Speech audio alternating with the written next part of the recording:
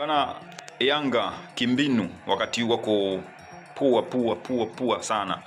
Hakuna ushirikiano mzuri kiuchezaji dimbani. Mpango wa kutengeneza mashambulizi umekuwa dhaifu sana. Nafasi zikitengenezwa hazitumiki. Wachezaji wanaonyesha kama hawako fit. Bana, Yanga anastahili kufungwa mchezo wa leo. Kwa kiwango alichokionyesha leo, performance ambayo walikuwa nayo Yanga leo dhidi ya Silver Strikers, wanastahili kufungwa. Yanga walikuwa chini sana.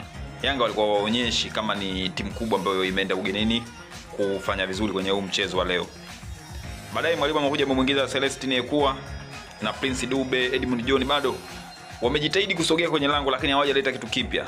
Yaani inafika wakati mchezaji anaamua kukimbia na mpira yeye peke yake tu bila kucheza kwa faida ya timu.